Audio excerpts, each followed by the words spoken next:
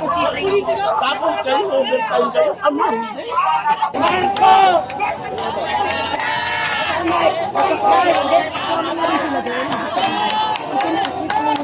Kat na sila! My God, dala!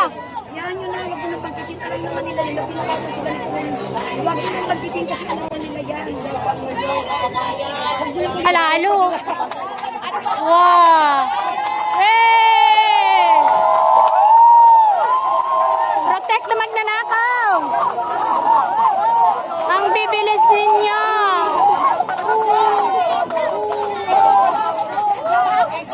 Wala kami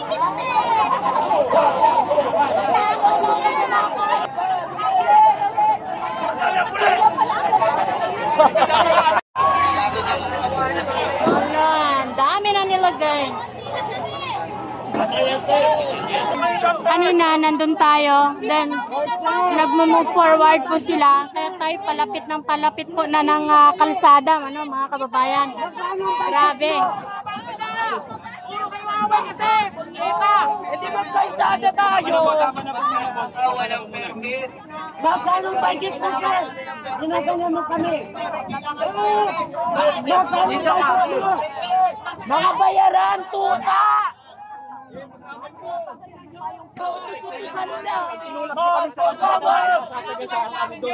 Baka naman hanggat maaari, pwede na dito na siguro. Tigilan nyo daw yung pag-aalaga sa mga mayayaman na Ano ba bayan sa inyo? Nagalit kami at nandito kami. Mahuli tayo para sarapang buhay sa kulungan. Delipin pagkain, delipin pato. Ang sabi ko kanina, ang harap namin ang dito sa vloggers, hindi sa pulis. Tayo kayo dyan at tayo kami. Huwag kayong marap sa pulis, wala silang kinalaman. Iparating natin ang panawagan natin sa nakakataas sa kanila. Ang tanong ko, bakit they have chance and time to protect Martin, samantalang mas marami yung tao dito na dapat sila yung pinoprotektehan. Hindi na pa rito para manira, manunuko ng gulo. Galit! Aray ko! Aray ko! Walang ganunan, sir! Walang ganunan, ha? Walang ganunan! Walang ganunan! Ano ginagawa ninyo? Mag-stalemate na lang yung commander. Ano ginagawa ninyo? Kakasap, tangi. Stalemate na lang. Okay, makinig! Makinig! Huwag ba yung sakit ng tulakan? Hoy! Babayaan nyo sila, nagtatrabaho. Makinig kayo! Hayaan mo lang sila! Magsalita lang kayo! Pagkain na kasakit, delikado tayo. Huwag. Hayaan nyo. Distansya, distansya. Pag-distansya kayo. Nakikiusap natin yung nagawa kami na. Pakiusap. Nakikiusap din kami, sir. Nakikiusap. Aristoin yung tao dyan. Sir, isang tanong. Sir, Sa tanong. Ano ba mas mahalaga kasi sa inyo yung dalawang tao, yung napakaraming tao? Kakaputang ina mga pulis na ito eh. Pulis o sa rebelde? Mamumundok na lang ako.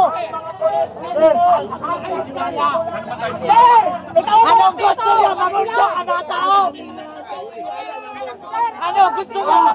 Ikaw parang dito, wag sila. Iulak ko kami. Wag sila, wag mo sila harapin dito. Huwag na magnanakaw, tulak niyo. Ginagawa niyo na umarang kayo. Nasa bahay sila kami natulak kayo sa mga Iba na kasi yung inano nila eh, yung magnanakaw ang inaalagaan. Yung mga tao na hindi naman nagnanakaw, yun ang itinutulak. mamumundok na lang kami. Alam mo kasi hindi namin sila sasaktan eh. Ikaw manakaw. Ikaw naman kami utos eh. Diba? Ano wala tayo? Gusto niyo mamundok kami? Yes, may pinakausap lang kami. Tuta nila ni Mag-stalemate na muna tayo. Ang linaw-linaw na kasama. Pinoprotektahan magkano bayan sa inyo? Sir, saan kami magtitiwala? Wala na kaming tiwala. Wala lang tiwala sa mga Pilipino, sa mga pulisan. Diba sa mga pulis? Aalisin niyo Ah, tiwala yung mga pulis. Magtiwala Ang silbi. kami totoo. Mga tota! Saan kami makikiusap? Mga wala kwenta! Kayo naman, sir. Mga pulis! Nagtuturo. Gaano kahaba yung pasensya na ibinibigay natin sa kanila mga kababayan. Yung puso mo mapupuno na rin ng galit eh. Kasi nakikita natin kung ano po yung nagaganap dito. At naiintindihan natin yung mga kapwa natin dito na talagang nagagalit na sa mga pulis. Kami narito. Dahil trip lang namin. Hindi kami narito. Gusto namin makapagsakin. Gusto nyo ba mawalan kami ng tiwala sa inyo? Na kanyang Kami dito. Wala na kaming tiwala sa kanila. Ang bansa natin. kami sa usapan! Kayo hindi sumusunod sa Ano usapan! gusto nyo naman tanggol? Tapos next time makikiusap kayo, gusto nyo sundin namin! Hindi.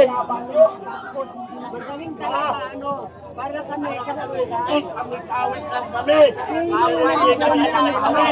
Kaso lang, nakakapanginit lang dito. Gawa ng, di na nga tayo gumagalaw, di ba? Kanina pa tayo dito eh. Kahit tayo usap nila tayo. Itong dapat ipagilan po para sa amin.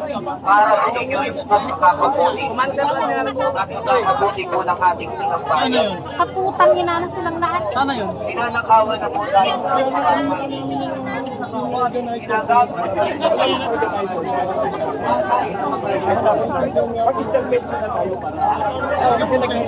Kasi sir, kami naman sir, hindi naman sa object. Yes. Kasi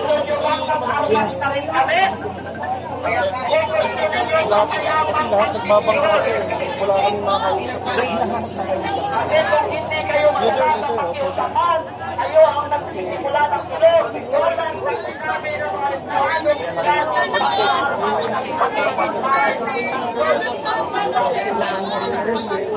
kaya kasi nasa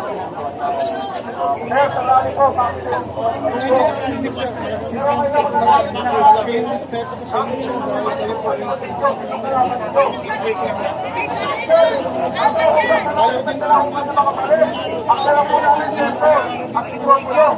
din yes, maintindihan namin Hindi po tayo dito magkakaaway.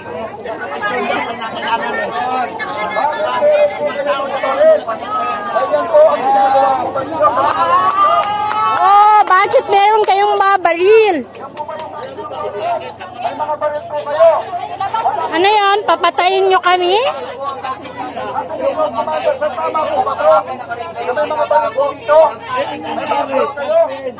Hindi, kasi personal lang. Harap ka na rin po kayo tinanakawan. Buwan na lang ako sa ibang bansa. Nagpupulisting ho kayo. Meron nyo kung ginagawa nila sir. Ninanakaw nila ang ating mga buwis.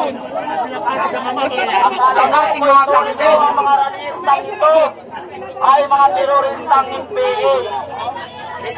Kung pumunta nga kayo dito, di nyo nga po magawin.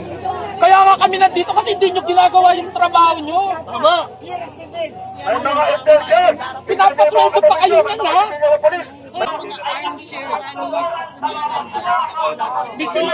Maintindihan naman namin kayo.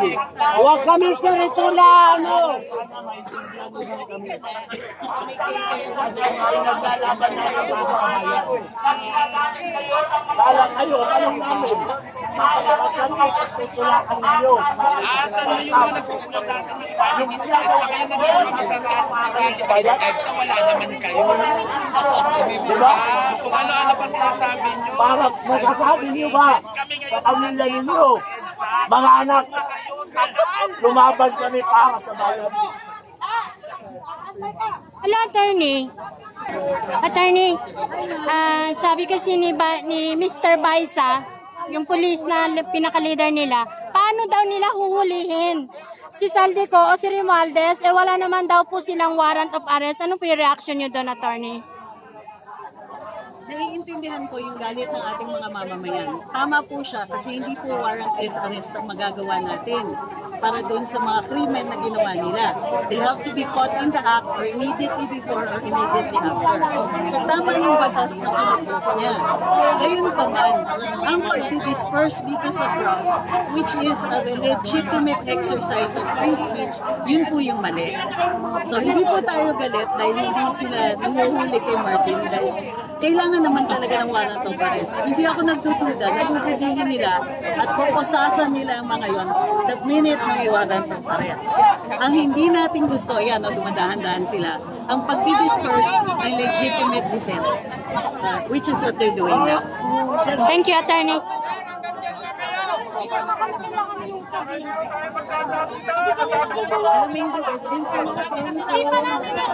Ay, hindi lang sa mga anak nyo, sa lahat yan. Dahil hindi kami magpapakamatay dito dahil lang sa akin. Dahil ako, kaya kong hindi pumunta dito, mabubuhay kami. Pero anong ginagawa ko? Ginagawa ko ito para sa ating lahat.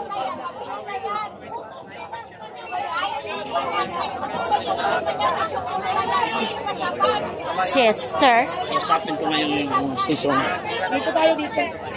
Sit forward ang mga ito. Hindi. Gana lang sila. Huwag na kayo pumawad ko lang. Maawa na kayo. Kami na po ordinaryong Pilipino nakikiusap. Hindi naman po kami nananakit. Nandito na kami. Sinisigaw. Ang sandata namin bunganga. Yung bunganga ito, napapagod din niya. Akala niyo pa. Wala kami ibang dala kahit kapkapan ninyo. Ang dala namin ay yung pag-asa. Libre kami pumunta dito, gastos pa namin. Di ba para sa bayan ang ginagawa namin? Oo. My God! Ang hirap maging mamamayan sa bansa ito.